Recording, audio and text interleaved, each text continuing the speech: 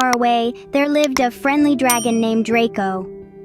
Our tale begins in a realm of towering mountains and deep, shimmering lakes, a place where mythical creatures roamed freely and where magic was as common as the morning dew. In the heart of this enchanted land, nestled within the cradle of a dormant volcano, was the home of our protagonist, Draco. Now, Draco was not your typical dragon. While others of his kind spent their days hoarding shiny trinkets and gold, or spreading fear amongst the nearby human settlements, Draco was different. He was a gentle soul, a dragon with a heart as warm as the flames he breathed. He did not yearn for gold or the thrill of inducing terror, but instead, he had a longing for companionship, for friendship. Draco was a majestic creature, his scales shimmering like a cascade of emeralds under the sunlight. He had a pair of sparkling eyes that held a world of wisdom, and a pair of wings that could eclipse the sun. But it was his heart that set him apart. It was a heart that held a deep well of compassion, a heart that yearned to make a difference in his world. As days turned into weeks, and weeks into months, Draco found himself growing lonely. Despite his friendly nature, he found it hard to make friends. The other dragons were too busy hoarding their treasures or causing mischief, while the humans, well, they were too afraid of him. It was a lonely existence, but Draco held on to hope. He knew that one day he would find someone or something that would understand him, that would see past his dragon exterior and into his warm, loving heart. Now, Draco was about to embark on an adventure that would change his life forever. And so, our tale begins, on a day like any other, in a land far, far away, home to a dragon named Draco.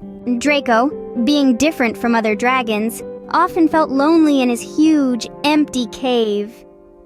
Yes, this dragon Draco was unlike any other.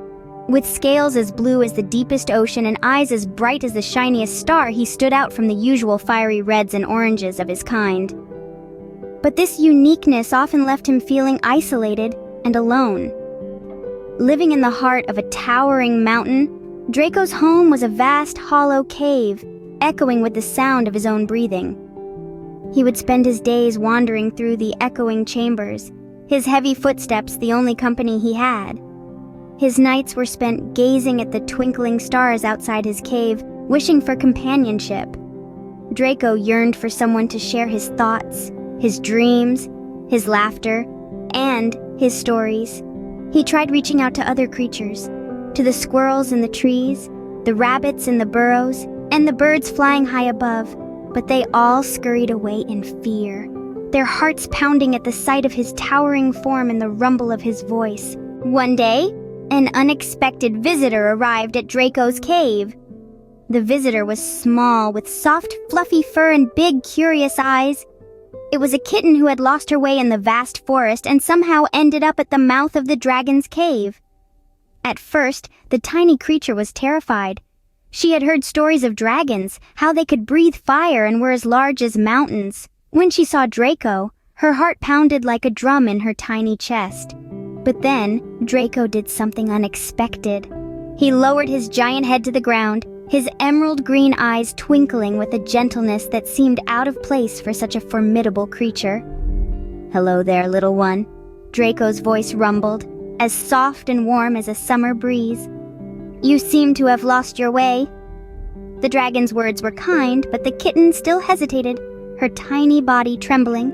Seeing her fear, Draco smiled, showing no teeth, and gently extended a claw, offering a comforting gesture.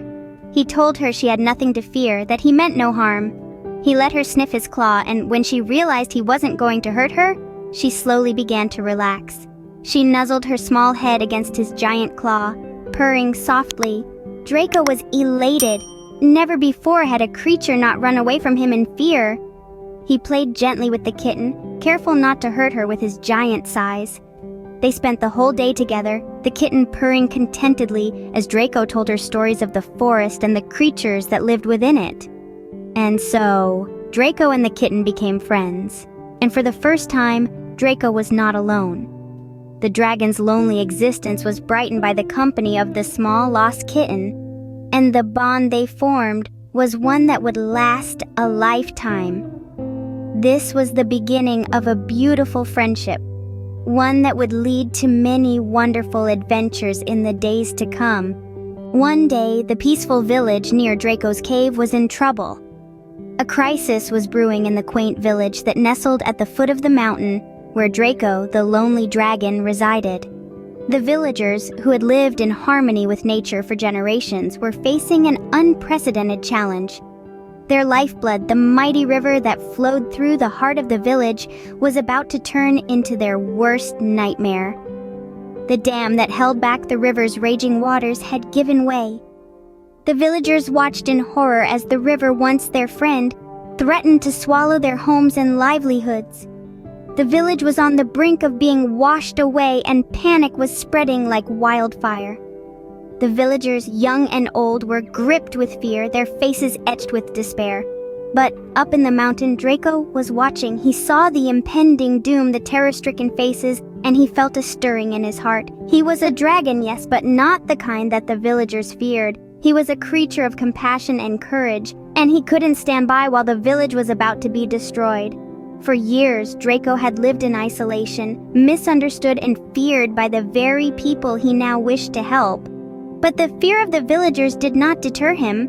His decision was made. He would help the village, not because he wanted their acceptance, but because it was the right thing to do. In his heart, he knew it was his chance to be more than just the lonely dragon.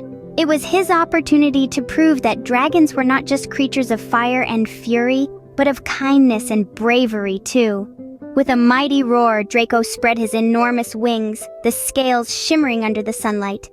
He took a deep breath, feeling the warmth of the sun on his back, the cool mountain air filling his lungs. And then, with a determination as mighty as the river itself, he took off. With a mighty roar, Draco flew towards the village, ready to lend a helping hand. When Draco arrived at the village, he did not hesitate for a moment. With a determined glint in his eyes, he approached the crumbling dam. His mighty wings spread wide, casting an enormous shadow over the frightened villagers who had only ever known fear of dragons. But Draco wasn't there to harm them. He was there to help. With a gentle yet firm touch, Draco began to repair the dam.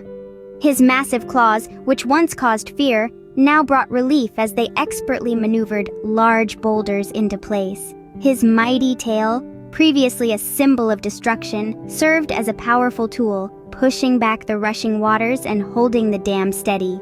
The villagers watched in awe as Draco worked tirelessly. Their initial fear was gradually replaced by a sense of wonder and admiration. They saw not a terrifying creature, but a kind-hearted hero working to save their home. The children, once hiding, now watched wide-eyed, their faces lit up with excitement and curiosity. As the final stone was set into place, Draco let out a triumphant roar. The villagers erupted in cheers, their hearts swelling with gratitude. The dam was fixed, their village was safe, all thanks to Draco. The villagers who once shunned Draco now welcomed him with open arms. They celebrated his bravery, his strength, and above all, his kindness. The children ran up to him, their fear replaced with fascination, their cries of terror now laughter and joy. And from that day forward, Draco was no longer a feared dragon but a beloved hero. His story served as a reminder to the villagers and to all of us that appearances can be deceiving, that kindness and understanding can overcome fear and prejudice, that a dragon, once feared, can become a hero, loved and respected by all.